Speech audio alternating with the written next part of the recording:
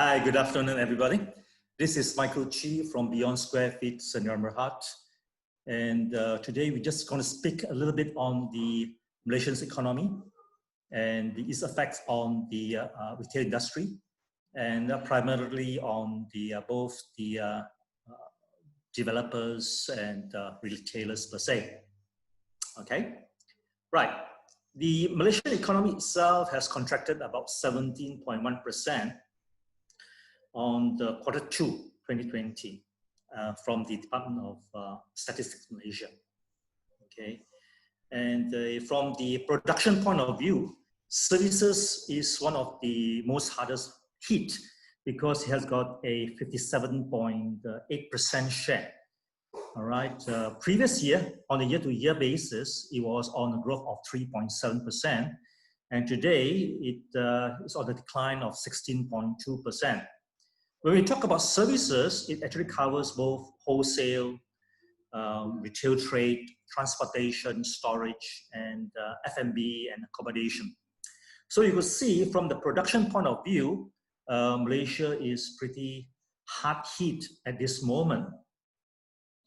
Nevertheless, I believe the Malaysian government has gone on a spurt to actually improve on the spending as well as the production of both these services, as you can see from the incentives and numerous programs that has come out from the Malaysian government currently. Okay, right. We'll just cover a bit on the retail landscape in Malaysia. Despite the growth of e-retail market, there are about 27 new malls which is supposed to open and to be ready in the Greater KL alone by 2021, adding of course to the glut in commercial properties. This would bring the total number of malls in Kuala Lumpur to 197, with a total figure of 86.2 million square feet retail space, and that is a lot. Okay, these new malls include the Tun Razak Exchange Mall, Mitsui Shopping, that means the BBCC, Merdeka PNB 118 Mall, Pavilion Damansara Heights, and then we have Tropicana Gardens Mall, Central Plaza Mall, Empire City Mall. You know, these are some of the malls that we gather will be coming online by 2021. Previously, at the 11th Malaysian Property Summit, I think it's 2018, the average occupancy rate of retail space in Greater KL stood at 87.9% in 2017.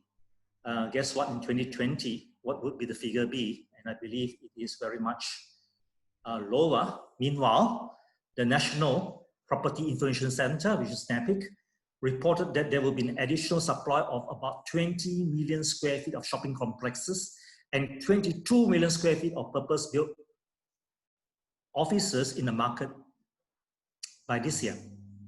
So you can see there's going to be a lot of empty offices and complexes coming up. And overall, this would likely result in a lower occupancy rate with rental charges decreasing further. We seriously, a lot of us wouldn't know what would be the tipping point, or when would be the tipping point be, as we keep on building and keep on coming up with new programs. So how do we address this so-called shift or consumer shift from the point of view of course, from the developer point of view? We believe today, physical stores still remain important, as it provides experiential and real-life interaction with customers.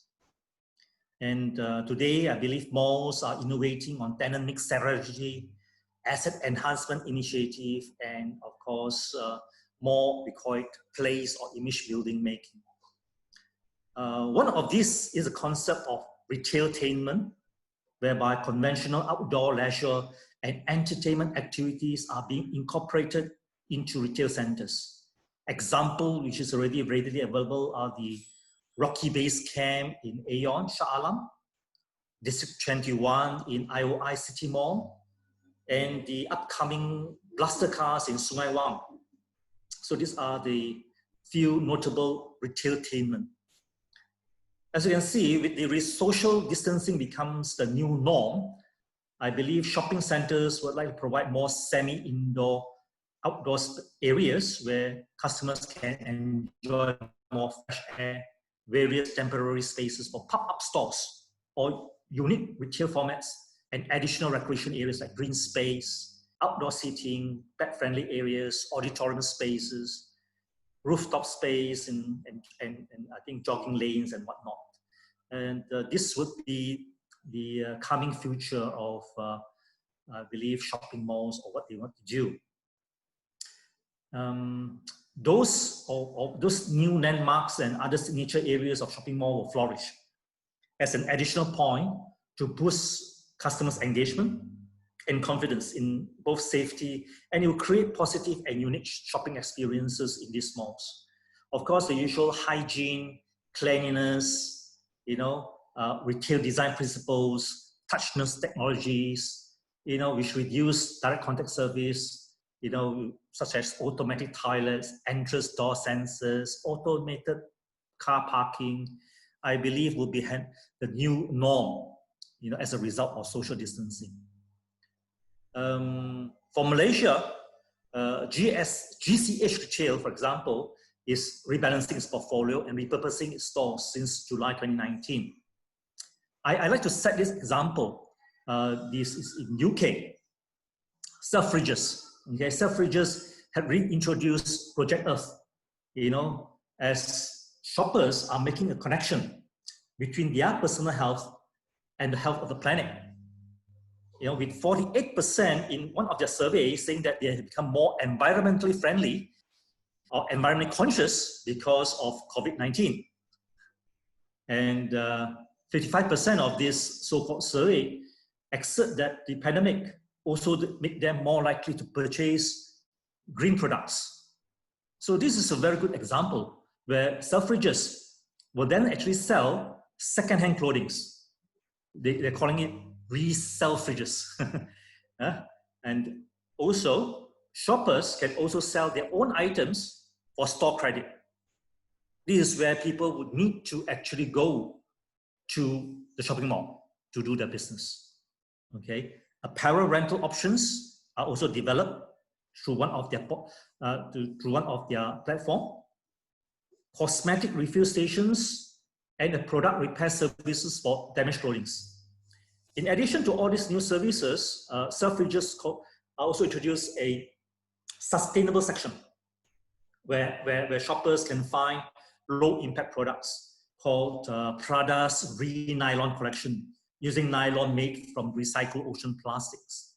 And products from even Taiwan itself, where Taiwan actually have got a reusable nylon from plastics, okay, which they are actually doing quite well, as I heard.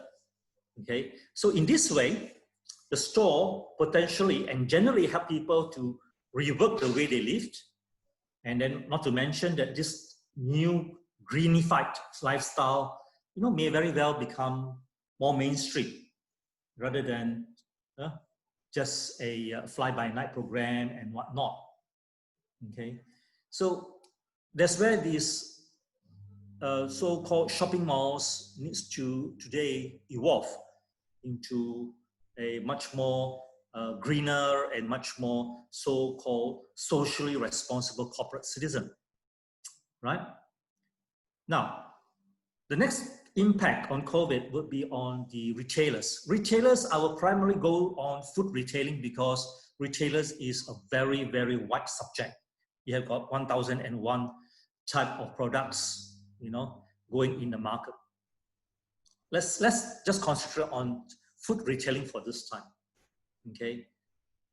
Today, I believe retailers are very smart. They will actually strive for business sustainability and increase sales volume through various innovative marketing strategies. Some of them you may actually know, like omni-channel, click and collect, concept stores, tech-savvy advertisement, promotional campaign, okay? And then, of course, the subject that I love most, licensing and franchising overseas options. To expand the sales network, because you could not just remain in a silo and we said, hope and pray that things would become better. I think that is a very, very long hope. You keep on hoping this way. I think today consumers will care more about in-store safety. They'll prefer, locally sourced offerings, but they also would need new products to what do you call that, to heighten up their buying power, to actually look at new programs, not just through the internet, but through the shopping malls where they could actually go to the shop. Okay, consumers would have a heightened awareness of hygiene, cleanliness, before post-coronavirus, of course. And today, I believe the consumer showed an increase in consumption of products perceived by consumers to be more healthy, such as fresh food, eggs, dairy, and we actually did a survey, and there seems to be a drop in the purchase for alcoholic drinks and beverages and snacks, well, not to some people. So I believe retailers today should rethink their offerings to provide healthier, more broad-based source products with smaller environmental footprint. And to meet this rising consumer expectations, company should rethink the safety of the consumer journey, for example, by using technology, self-checkout, cash-free transaction, all this to reduce their risk. This will be the new norm. And retailers have to reimagine, especially food retailers have to reimagine how technology can enhance their delivery services and how reaching out to their neighboring countries and to the neighboring so-called market or new market would actually enhance their so-called sales footprint. Consumers are shifting their food spending, and they have yet to return to the normal spending where they go to the, to the restaurants or whatever for their food service. And again, it's an opportunity for, for food groceries to actually digitize the stores. Okay. And from the survey, consumers are indicating that they intend to continue shopping online at a new pace. Well, again, to respond to the current crisis and of course to meet future ones, retailers, especially food retailers, should scale up their e-commerce channels and their capacity for not just home delivery, but overseas delivery, where there is actually a very, we call it a greenfield market down there.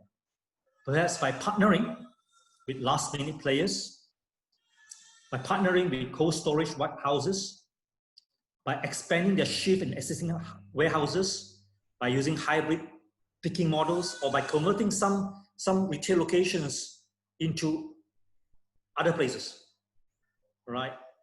So retailers should again reimagine the meaning of value for money.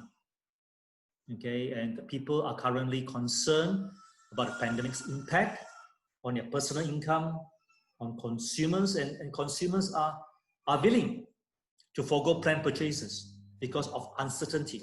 Hence, we have to address this shift. Hence we have to rethink, all these promotional programs that we are taking off. Food retailers have to rethink, how to safeguard their marketing spending, and how to stimulate demand, either for discretionary products, or for post-COVID or post-crisis essentials to meet people's desire for value. I've got this thing called mandated social distancing requirements during COVID have enacted a very innovative marketing strategy for a restaurant and clothing designer. And this is happening in some place called Lithuania. I think that's where Dracula comes out, something like that. And that is gaining attention from diners, according to New York Post.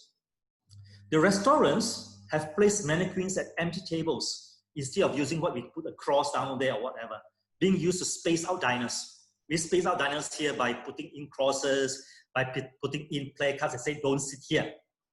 But these people down there, they use mannequins. And these mannequins are actually wearing local designer clothing and accessories, which I think is a very novel idea that may work down in Malaysia. And these are the more interesting programs that we have to look at this point in time. Well, in a nutshell, what Beyond Square Feet offers today is a 5-step model, focusing on resolving, resilience, return, reimagination, and reform. The first 2 steps look at the near-term operational and cash flow challenges. The step 3 through 5 involve creating plans to return the business to scale, what needs to be reinvented or done differently, taking into account potential regulatory and competitive shift. So this is the new norm. Okay, the new norm is that we need to evolve, and well, Beyond Square Feet is here to help.